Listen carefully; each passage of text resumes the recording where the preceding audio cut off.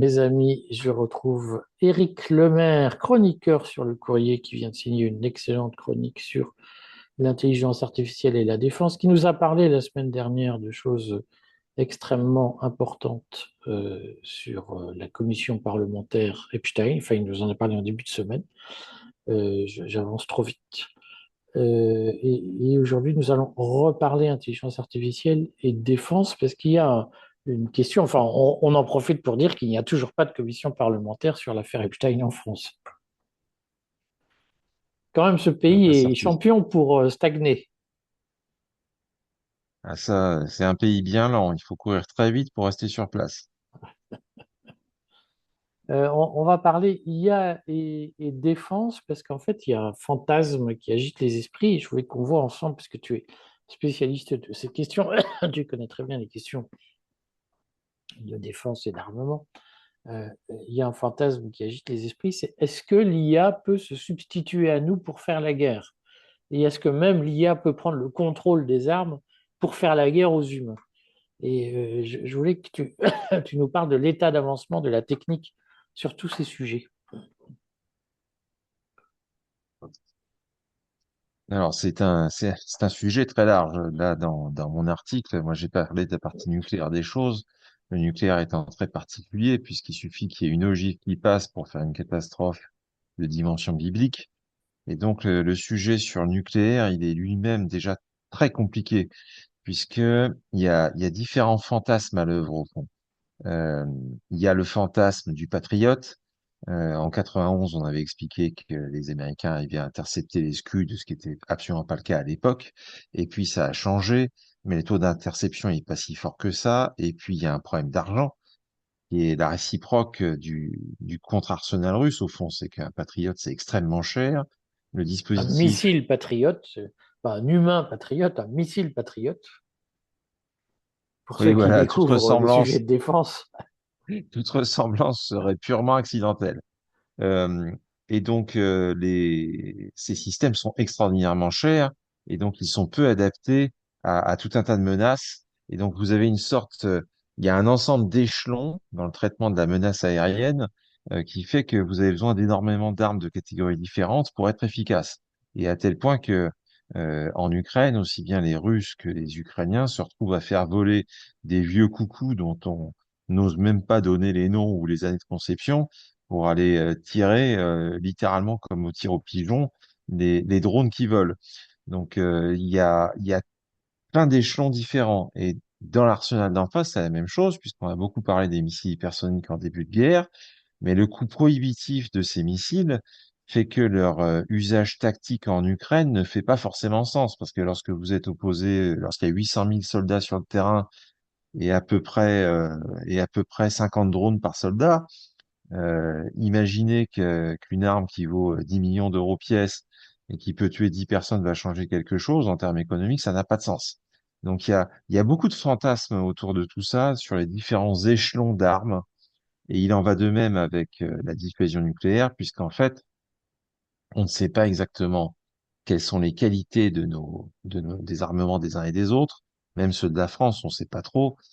Juste pour donner un exemple, il est interdit lorsqu'on se forme pour un sous-marin nucléaire français d'avoir un mode d'emploi sur soi. On doit les apprendre par cœur et on ne doit jamais les écrire.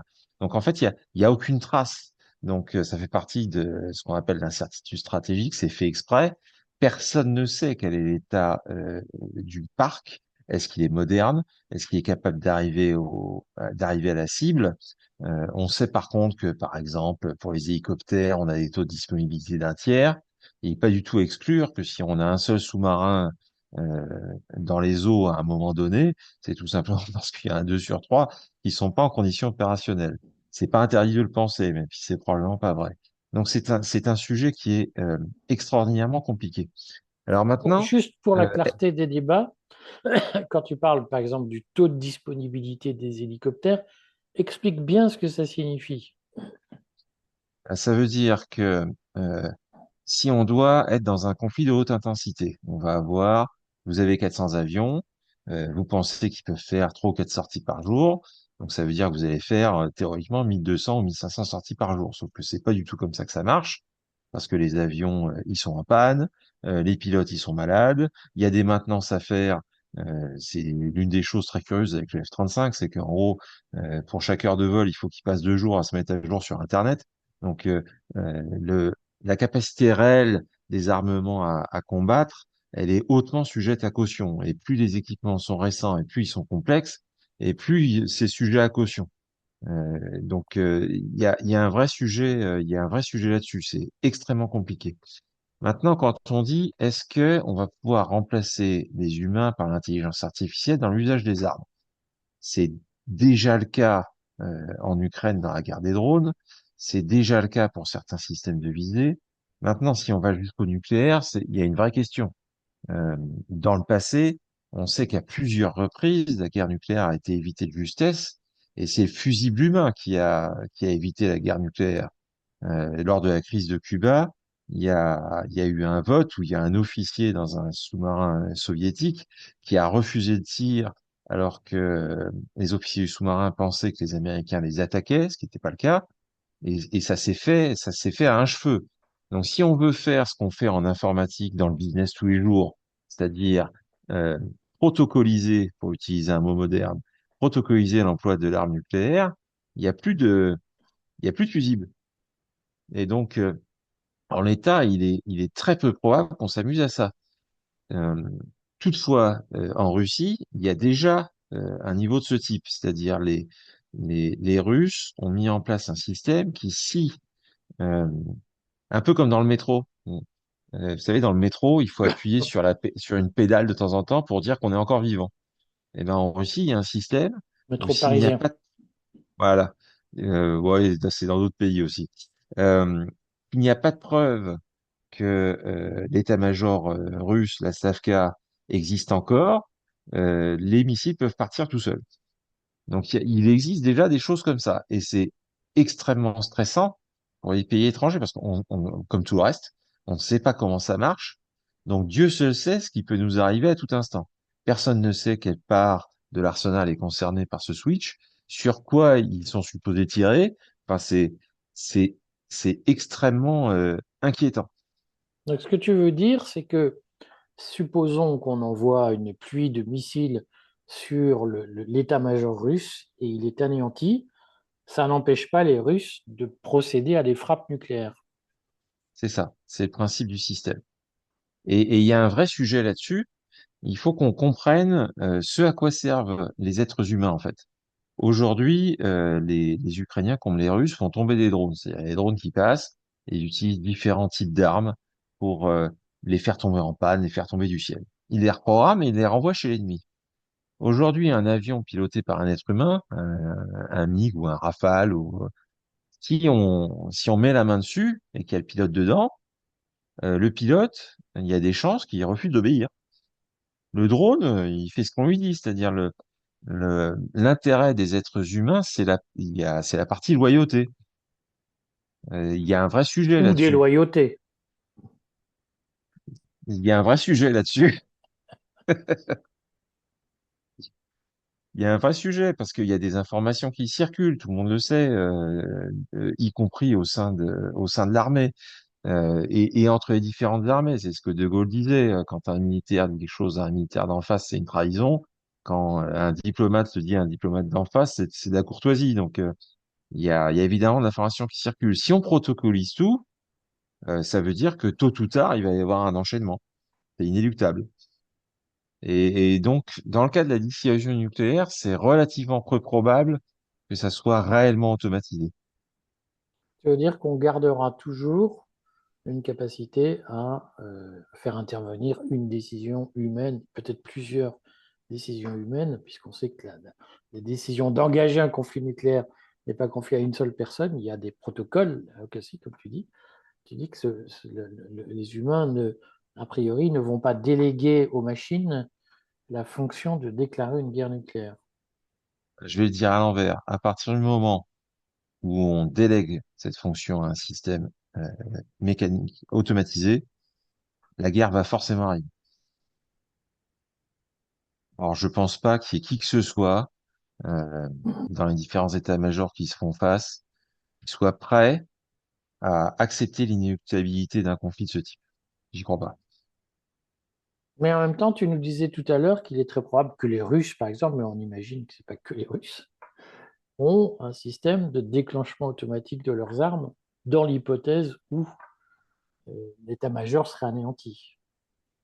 Là, alors, là, on va rentrer dans la culture, puisqu'on ne sait pas par définition. Le but, c'est qu'on ne sache pas. Mais ce qui serait logique, c'est que si un tel système existe, il doit exister une sécurité. C'est-à-dire que si tout d'un coup, Poutine se réveille en sursaut de son coma, il doit avoir un bouton sur lequel il peut appuyer pour faire sauter les ogives en l'air. C'est ça que ça veut dire. Et ça paraît possible pour un système centralisé en cas de disparition du commandement, que la réapparition du commandement puisse bloquer les frappes. C'est encore quelque chose qui peut s'imaginer. Mais le fait de dire, par exemple, euh, bon, sur le terrain, si le niveau des pertes dépasse un certain niveau, on déclenche automatiquement une frappe nucléaire tactique ou un Oreshnik ou que sais-je à tel ou tel endroit, ça, ça paraît complètement déraisonnable. Parce avec des systèmes qui peuvent tuer 100 millions de personnes ou rendre un continent inhabitable en 2 minutes, euh, qui va accepter ça? Mais là, tu nous parles d'armes nucléaires. Oui. Or, le Rechnik, qui est une arme extrêmement puissante, n'est pas forcément vecteur de tête nucléaire. Alors, c'est là qu'on change, effectivement.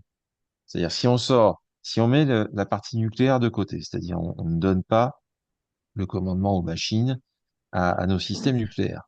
Les systèmes nucléaires demeurent des systèmes où on peut, euh, où il y a une intervention forcément humaine. Et quand on dit intervention humaine, il faut avoir conscience que c'est l'humanité, quoi. Euh, aux États-Unis, il y a un bombardier qui a largué une bombe atomique par erreur, et par miracle, quand elle est tombée par terre, elle n'a pas explosé. Je sais plus, c'est le miracle de je ne sais plus où, il y a une stèle marquant l'endroit où elle est tombée sans exploser.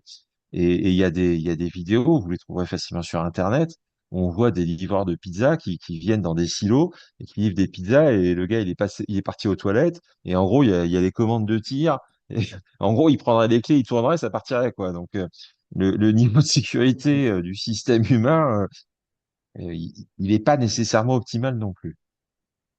Mais est-ce qu'aujourd'hui, on peut imaginer, est-ce qu'on sait combien de pays sont capables aujourd'hui d'automatiser leur guerre, notamment avec un système d'intelligence artificielle tel que tu l'as décrit, c'est-à-dire au-delà d'un certain nombre de pertes ou dans telle ou telle situation, on déclenche une frappe de Rechnik. Donc, pour mémoire, le Rechnik, c'est un missile hypersonique qui va extrêmement vite et qui peut atteindre la France en quelques minutes s'il était envoyé depuis Moscou, pour aller vite, je schématise bien entendu. Quels sont les pays qui aujourd'hui sont capables de mener une guerre automatisée et confiée à l'intelligence artificielle? Une guerre automatisée, je parle pas de guerre nucléaire, mais une guerre automatisée, c'est devenu à la portée de la plupart des puissances majeures. Faire des systèmes automatiques, comme le font aujourd'hui les Ukrainiens sur le front. Il y a des systèmes autonomes sur une zone. Ça existe déjà et ça n'est pas très difficile. Donc c'est parfaitement faisable. Et c'est déjà le cas. C'est le cas sur le terrain. Et on peut pas dire, euh, même si l'Ukraine a beaucoup de soldats, on peut pas dire que ce soit une puissance militaire majeure. Les systèmes d'armes dont dispose aujourd'hui la France, dont les effectifs sont très réduits, sont très largement au-dessus de ce que l'Ukraine peut déployer. Donc, même s'ils sont, en termes opérationnels, ils sont très bons, en termes techniques, il y a plein de trucs qu'ils n'ont pas. Est-ce que nous Et c'est les bien le avons, par sujet. exemple? Nous, on a tout un tas de choses. On ne se vante pas, on ne s'en vante pas forcément. Mais par exemple, bon, le ministère de la Défense a communiqué sur le fait qu'on a testé un certain nombre d'armes hypersoniques. Euh, on, on sait qu'on dispose d'un certain nombre de choses qui ont des capacités qui sont un peu au-dessus de ce qui se sait publiquement. Donc on a pas mal de choses. Et ça fait justement partie de l'incertitude stratégique, de ne pas donner, de ne pas communiquer sur la totalité des possibilités. Euh, Si on devait affronter, puisque c'est les questions que tout le monde se pose au passage, c'est l'occasion de les traiter, est-ce qu'aujourd'hui nous serions en position d'affronter une guerre contre la Russie si elle devait survenir. Ça dépend quelle guerre. Concrètement, si on voulait tenir 100 kilomètres de ligne en Ukraine, on serait pas capable de le faire. Et c'est pas juste parce qu'on manque de munitions. C'est parce que bah, nos soldats ne savent pas se battre avec des drones, tout simplement. On n'en a pas. Alors maintenant, on en a un petit peu, mais on est vraiment très en retard. Donc, on n'est pas apte à faire la guerre qui se fait aujourd'hui en Ukraine. Clairement pas. De la même façon, si les Russes attaquaient un État balte, euh, on n'a pas de moyens de projection. On aurait beaucoup de mal à envoyer nos troupes là-bas. Et si elles y arrivaient, euh, la quantité de troupes qu'on pourrait projeter et qui seraient en mesure de se battre, elles seraient sous-équipées par rapport à leurs adversaires russes. Par contre, si par exemple, alors, hypothèse totalement d'école parce que ça va pas arriver, mais si par exemple les Russes organisaient un débarquement amphibie au Groenland, là par contre on est capable de les arrêter parce que sur mer et dans les airs, là nous n'avons pas de retard. Donc ça dépend de la guerre. Je veux dire que c'est d'un point de vue terrestre, on aurait beaucoup de mal à mener des opérations terrestres sur un sol étranger. La guerre telle qu'elle existe en Ukraine, on sait pas la faire. On savait la faire en 2022, mais ce qu'elle est devenue en 2026, on sait pas le faire. Euh, mais il y a ce fantasme qui court quand même, qui est le fantasme de science-fiction, mais tu vas nous dire si de ton point de vue c'est réaliste. Ce sont les armes, c'est l'intelligence artificielle qui prend possession des armes et du commandement et qui, au fond, dépossède les humains de leur capacité, par exemple, à envoyer des missiles Oreshnik ou à envoyer des drones, à mener des opérations sur le sol. C'est la révolte des robots, en quelque sorte, contre les humains, qui est le fantasme qui occupe beaucoup de gens. Est-ce que toi, tu crois qu'aujourd'hui, puisque il y a un certain nombre de géants de la tech qui annoncent cette phase, est-ce que tu penses que c'est du domaine du plausible ou est-ce que ça risque de devenir plausible dans les mois ou les années à venir? À la date d'aujourd'hui, c'est exclu. Maintenant, vu ce qu'on est en train de Pourquoi tu faire, dis que c'est exclu? bah parce que les systèmes ne sont pas intégrés du tout. La numérisation du champ de bataille, elle n'est pas faite. Euh, Aujourd'hui, quand on parle d'un AMX-10 RC, ce qu'on a donné à l'Ukraine, ces espèces de machins, il y a encore un volant, il y a un accélérateur, il y a une pédale de Donc la frein. MX, c'est Euh, un véhicule de transport de troupes. Voilà, je veux dire, quand ces outils qui aujourd'hui se battent en Ukraine ont été conçus, on en était à la 2 chevaux et à la 4 ailes. Donc, c'est pas des machins qu'on va pouvoir pirater avec Internet comme dans Independence Day. Ça, c'est sûr que ça va pas arriver. Par contre, ce qu'on est en train de faire maintenant, c'est-à-dire envisager qu'un Rafale puisse piloter un essaim de drone et servir de poste de commandement, tout simplement parce qu'il y a un humain qui est capable de dire, les gars, vous arrêtez, ou au contraire, allez-y. Euh, Là, quand on en sera là, euh, on pourrait parfaitement imaginer qu'à un certain niveau de complexité, les drones en question puissent décider que le pilote, il est, j'ai le mot anglais qui me vient, il est incapacité, c'est-à-dire inapte au combat, et que donc ils vont attaquer tout seuls. Oui, là, ce qu'on est en train de faire maintenant. Et alors, ça, c'est la première chose, mais surtout, il y a une deuxième chose qui est beaucoup plus inquiétante, c'est que aujourd'hui, lorsque chez Dassault, chez MBDA, chez tous ces gens-là, on fait des tests sur la base des retours d'expérience, ce qu'on appelle le ROTEX en langage militaire. Lorsqu'on fait des tests et qu'on fait combattre euh, des pilotes humains face à des rafales pilotées par intelligence artificielle, les rafales pilotées par intelligence artificielle gagnent dans tous les cas, y compris en cas de panne mécanique. Ils sont meilleurs dans toutes les configurations. Et donc ça veut dire que tôt ou tard, la tentation de dire bah, l'être humain c'est juste le deadman switch et tout le reste c'est l'intelligence artificielle, elle va être euh, trop forte pour être ignorée. C'est inéluctable. Dans quand même les perspectives que tu nous traces, qui sont, ouais, à une époque, on aurait dit qu'ils sont de la science-fiction, mais en réalité, nous sommes entrés dans le monde de la science-fiction. D'une certaine façon, nous y entrons très vite. Alors certains, comme tu le dis, plus rapidement que d'autres. On a vu qu'en Ukraine, par exemple, la Turquie maîtrisait les drones, de même que l'Iran maîtrisait les drones, en tout cas avait une capacité de fabrication de drones très performants que nous n'avons pas aujourd'hui. Euh, Est-ce que nous sommes en train, nous, Français, puissance qui siège au Conseil permanent de l'ONU, encore pour l'instant, euh, est-ce que nous sommes en train, faute d'un investissement suffisant dans la défense, de nous faire distancer par ce qu'on appelait des puissances moyennes, des puissances régionales? Et est-ce qu'au fond, euh, nous ne sommes pas déclassés militairement de façon irrémédiable par rapport à de nouveaux acteurs? Le sujet existe, euh, pas à court terme, mais à moyen terme. Euh, le, le fait qu'on refuse de mettre le paquet sur le drone militaire, ça va nous jouer des tours. Il suffit pas de fabriquer des drones sous licence dans une usine Renault qui en plus se met en grève pour pouvoir les faire. Ça, c'est pas possible. Il faut allouer beaucoup plus loin que ça.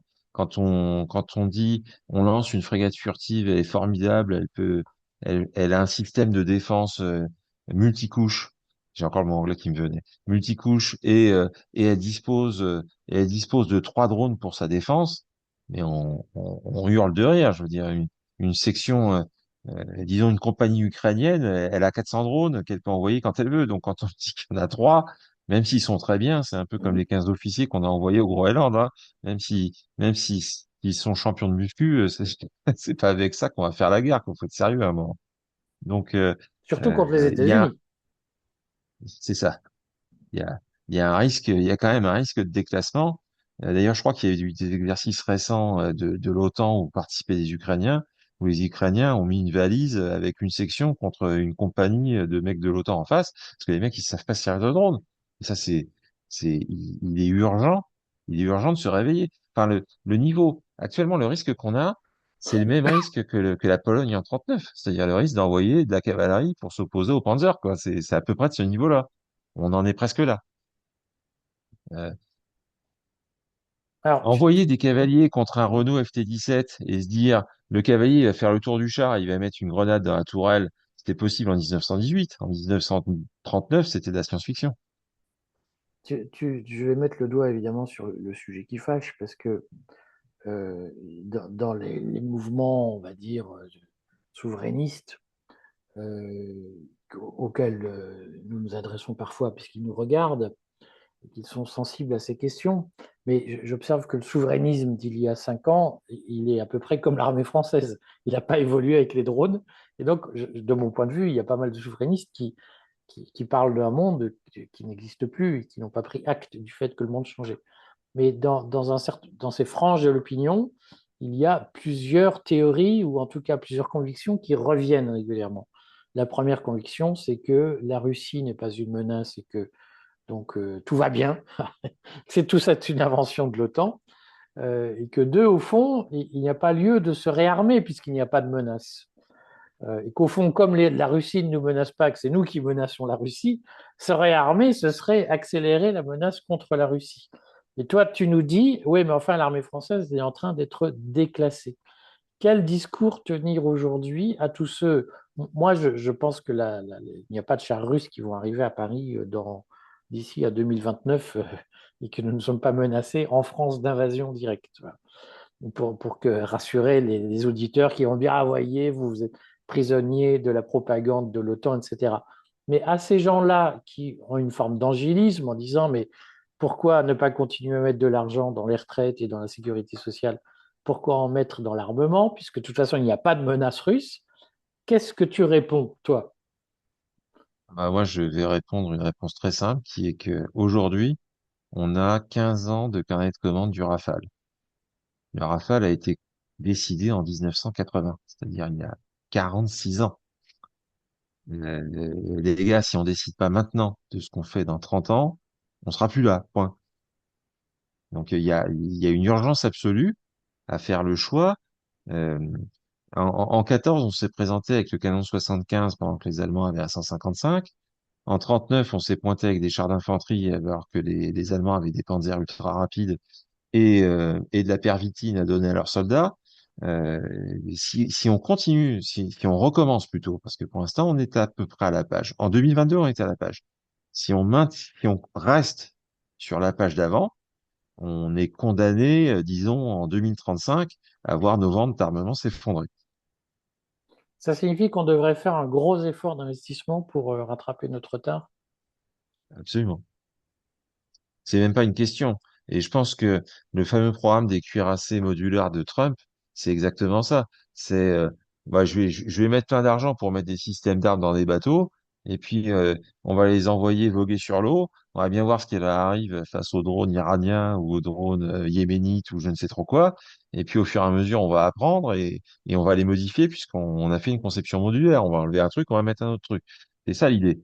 Et c'est comme ça qu'on va avoir les machines de demain. Et c'est assez amusant d'avoir qualifié cette cuirassée parce que c'est à la fois une politique de puissance et un aveu implicite que le porte-avions n'est plus l'arme absolue. Bon, j'étais plutôt optimiste parce que on voit bien aujourd'hui qu'il y a, enfin moi je sais pas si ça te frappe, je vais radoter et rabâcher, mais je suis étonné. Alors, le courrier a beaucoup parlé du lancement du fédéralisme européen. Alors, on va le redire, c'est pas une idée nouvelle. On n'a pas découvert l'intention ou le projet fédéraliste européen cette semaine. Ah, simplement, il prend forme et il passe à l'action maintenant avec notamment le séminaire d'Alden-Biezen en Belgique jeudi dernier, dont nous avons parlé, où Macron a lancé un ultimatum à l'Europe, c'est-à-dire soit on devient une puissance, une fédération européenne, soit on va faire une Europe à plusieurs vitesses. Et tout ça entre en action maintenant. De même, on voit bien qu'aujourd'hui, il y a des blocages un peu partout et qu'il y a une indifférence, une passivité. Donc, je parlais d'Aldon Bison, mais tu nous parles des problèmes de défense, d'obsolescence militaire française. On a l'impression que personne ne s'en occupe et qu'au fond, c'est une affaire de quelques personnes. De temps en temps, je discute avec des macronistes, je discute plus souvent avec des souverainistes. Personne ne semble prendre la mesure des dangers auxquels nous sommes exposés. Comment tu expliques, toi? Est-ce que tu partages ce sentiment qu'il y a une insouciance française ou une inconscience française de part et d'autre de l'opinion aujourd'hui? Ah bah déjà, c'est assez amusant que Macron nous dise bon, j'aimerais bien être Napoléon, mais s'il faut être Charlemagne, je m'y ferai, c'est assez drôle. Euh, en fait, je pense qu'on est dans une phase de fin de déni. Il y a 2, 3 jours, j'avais un avocat au téléphone qui me disait oui, tu sais, avec ChatGPT et Gemini, euh, on peut faire des actes, des contrats, des exploits d'huissier qui sont euh, de mon niveau, mais il faut quand même que je les relise. Et je lui dis, mais tu te rends compte de ce que tu viens de me dire? Tu me facturais 250 euros de l'heure pour faire un boulot de 10 heures, et tu es en train de m'expliquer que désormais, tu feras le même en une demi-heure plus 2 centimes de requête. ChatGPT ou Gemini, tu te rends compte de ce que tu viens de me dire quand même? Il me dit, ah bah, j'avais pas vu ça comme ça. Bah oui, enfin. Et donc, je pense que on est encore, c'est pas monté jusqu'au niveau politique, cette révolution-là. Et donc, je pense que on va avoir des stades d'effondrement progressif du déni au fur et à mesure que les choses vont avancer. Lorsqu'on dit que, par exemple, que cette année, l'armée ukrainienne va produire 20 drones tueurs pour chaque soldat russe sur le front, faut quand même, faut quand même qu'on prenne conscience de ce que ça veut dire. Faut, faut imaginer, qu'on sort de chez nous dans la rue et il y a 20 drones dont la principale mission est de nous descendre, quoi. Enfin, c'est complètement invraisemblable. Euh, J'aimerais bien que la semaine prochaine, on consacre une émission à Palantir, parce que là aussi, ça fait partie des noms qui reviennent. Tout le monde entend, enfin, des gens parlent de Palantir sans savoir de quoi il s'agit, et sans savoir quelles sont les possibilités de Palantir, surtout que maintenant, il y a des révélations qui apparaissent sur les services que Palantir potentiellement rend à un certain nombre d'armées ou de ses liens avec des services militaires, des services secrets divers et variés. Est-ce qu'on peut se convenir d'une émission spéciale Palantir? Et on en fera peut-être deux, puisqu'il y a aussi une question importante, puisque le patron de Palantir, Peter Thiel, qui est obsédé par un certain nombre de sujets très religieux, euh, est aussi le bienfaiteur de J.D. Vance, vice-président des États-Unis, puisqu'il a financé sa campagne au sénatorial, je crois, à hauteur de 21 millions de dollars, ce qui est colossal. Est-ce que ça te va si on annonce ces sujets pour les semaines à venir? Absolument. Faut qu'on prenne conscience de comment la politique de puissance des États-Unis est structurée de l'intérieur. Parce qu'à un moment, Si on veut être aussi bon qu'eux, il va falloir que on fasse certaines choses comme eux, sinon on n'y arrivera jamais. Bon, eh bien, écoute, merci Eric, et puis on retrouve ta chronique de toute façon le mardi sur le courrier. Alors peut-être qu'on aura une petite semaine de battement la semaine prochaine, parce que c'est les vacances scolaires et que tout le monde est de partout, et ça joue. Et sur ceux qui écrivent dans le courrier, et sur ceux qui lisent le courrier. C'est devenu un rythme en France. Il y a toutes les 7 semaines, voilà, tout le monde part vers autre chose. Mais on se cale ces émissions pour le reste, pour le courrier. À bientôt, Eric. À bientôt.